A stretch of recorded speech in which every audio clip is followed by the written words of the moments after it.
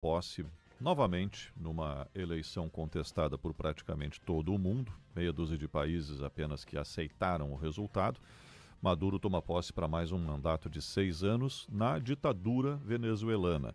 E algo que nos surpreende muito é que o Brasil vai estar representado. Ou não surpreende, né? Ou também não surpreende, né?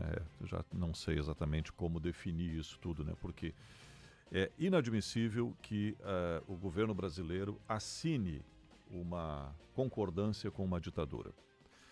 2 dias atrás, o presidente da República, Luiz Inácio Lula da Silva, estava defendendo de forma veemente a democracia, com toda a razão, com todo o direito, com toda a legitimidade, em função do 8 de janeiro de 2023, nos 2 anos que se passaram. O que aconteceu no Brasil em 8 de janeiro de 2023 não é nada perto do que acontece na Venezuela ainda, né, com todo o massacre que foi feito, expulsão de milhões de cidadãos venezuelanos, muitos vieram para o Brasil, inclusive.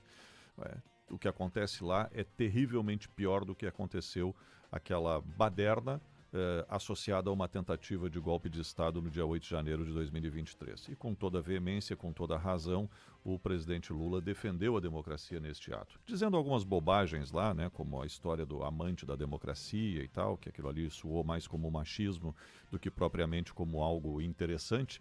Aliás, fazendo um parêntese aqui, nenhuma palavra aí das defensoras, das feministas, nada sobre isso, né? Todo um silêncio absoluto, né? O Lula pode dizer bobagem do que quiser dizer que ninguém contesta nada. Claro que tem exceções. Ouvi colunistas, mulheres, homens criticando, e tem que criticar mesmo porque o presidente resolveu improvisar ali e largou uma bobagem desse tamanho. Fecho o parêntese aqui.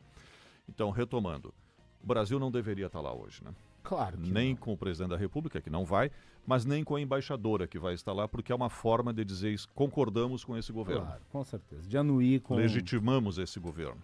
De anuir com um golpe, com uma usurpação de poder que se viabilizou pela força das armas. Aliás, né, já que nós estamos falando de uma mulher que ontem foi sequestrada, eu quero ressaltar mais apenas... esse fato ainda, né, que está mal esclarecido até agora. Ela foi sequestrada e depois, me parece, a pressão internacional fez com que ela fosse libertada.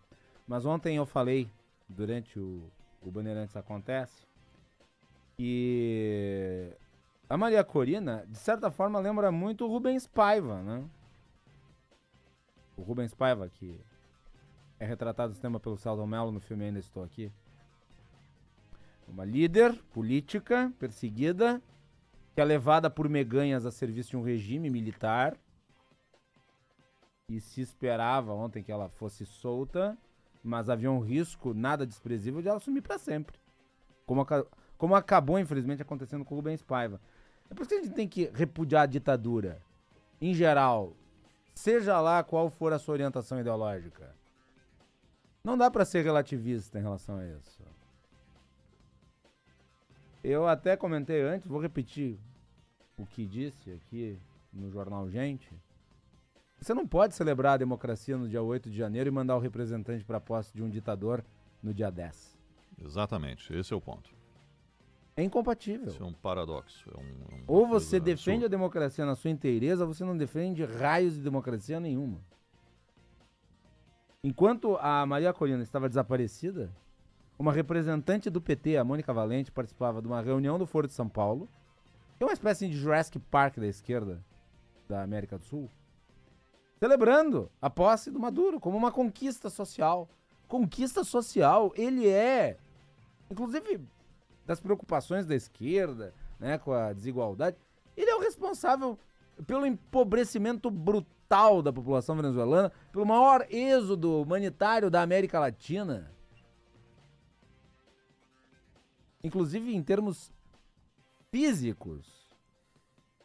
Porque se nós considerarmos, né, o padrão de desenvolvimento social, vejam só, ele está atrelado inclusive com a metragem da altura dos seres humanos. Os venezuelanos, em média, reduziram a sua altura. Por conta do quê? Da desnutrição. Claro. Por que os americanos são tão grandes, corpulentos? São bem nutridos, evidente. Porque são bem nutridos. Fazem as refeições corretas, tudo direitinho. A Venezuela é o 5º maior produtor de petróleo do mundo. É inadmissível que esteja nessa pobreza toda. Sim, se perdeu, inclusive. a produtividade, porque a Venezuela continua tendo um enorme reservatório de petróleo. Mas isso não significa que a PDVSA, que é a estatal bolivariana, consegue extrair. Se não está produzindo. Não está produzindo, porque há ineficiência endêmica. E como você destruiu toda a base de mercado da Venezuela, com cooptação, com instabilidade institucional e econômica, como não há certeza nem segurança jurídica, os negócios na Venezuela se deprimiram. E uma economia que já era muito ligada ao petróleo se tornou praticamente ligada ao petróleo de uma empresa ineficiente. Isso contribuiu para o empobrecimento geral do país.